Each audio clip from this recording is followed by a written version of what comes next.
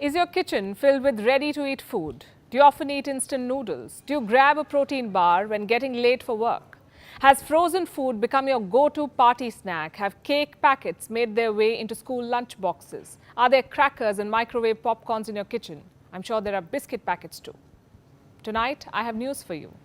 You've been sold a lie that these packaged food products are safe, that when in a hurry, you can pack a ready-to-eat meal bowl instead of some homemade food, and that it's the same.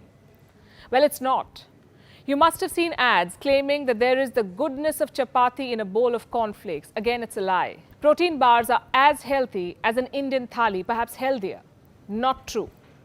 So why don't we do a little fact check tonight? Hello and welcome to Gravitas Plus. I'm Palki, Sharma, Upadhyay, and this is your plate of Indian homemade food. There's vegetables, lentils, carbohydrates, dairy and pickle.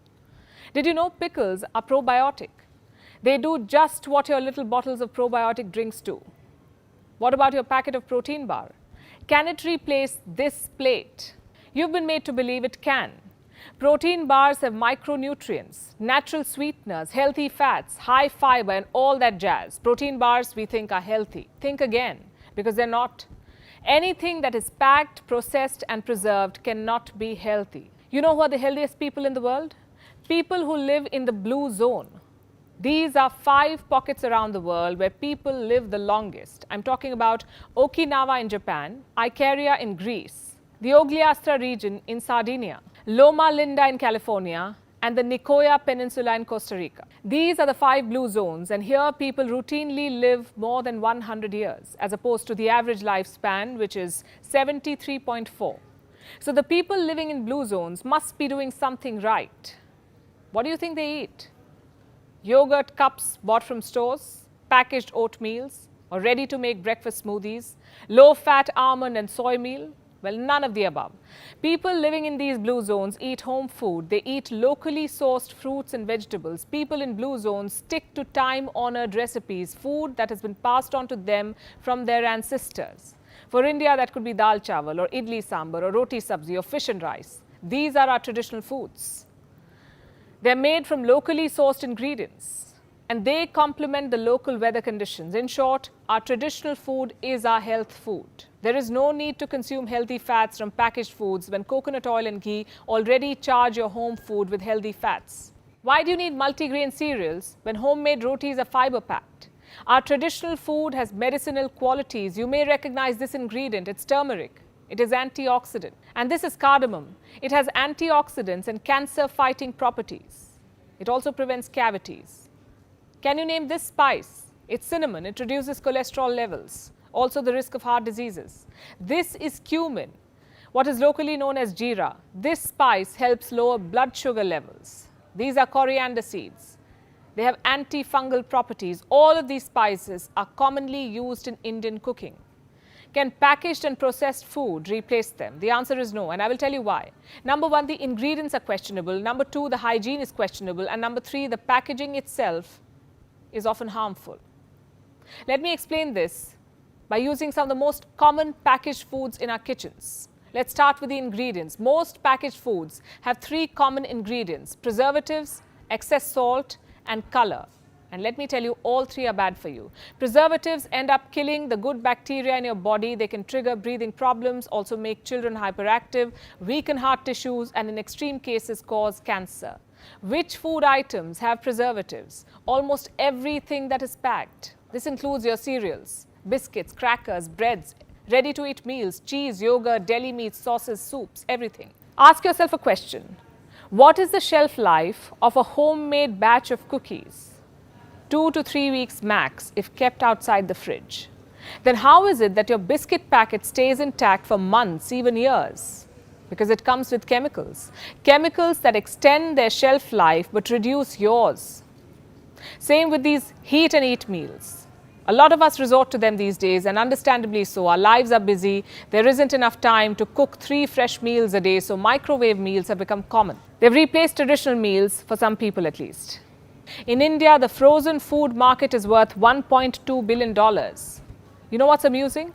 A lot of these ready-to-heat packets can be kept in the room temperature for months. Imagine keeping a homemade dal or curry outside the fridge for months. What do you think would happen? Now imagine the amount of preservatives that go into making these packaged meals. Same with packaged bread, packaged cakes, and everything else that is industrially packed. Salt too is a preservative. Most of the packed items, including chips, noodles and fries, are loaded with salt. It extends their shelf life, it enhances their taste, but at what cost? Salt has sodium, and consuming too much sodium increases your blood pressure, the risk of stomach cancer, heart diseases and premature death. I'm guessing for a lot of you, deli meats, cheese and bread have replaced your traditional breakfast. But is the habit sustainable? Should you continue eating packaged food even after knowing its downside? Is it worth risking your health? So what do? Cook 3 meals a day while also juggling work and life? That's far from what I'm suggesting. The point of this episode is to tell you that you should reduce the intake of packaged and processed food. Realize how some of the most common items in your kitchen can be harmful for you. Those colorful cereals that you eat every morning, they're food color, and food color has acrylamide. It's a chemical that's not good for your health. It causes cancer.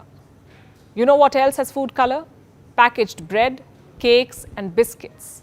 How do you think some of those biscuits are unnaturally dark or orange or pink?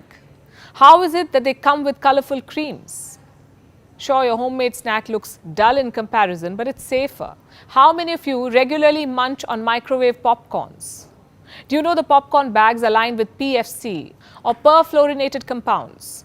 What these compounds do is prevent oil from seeping through the popcorn bag, which is good.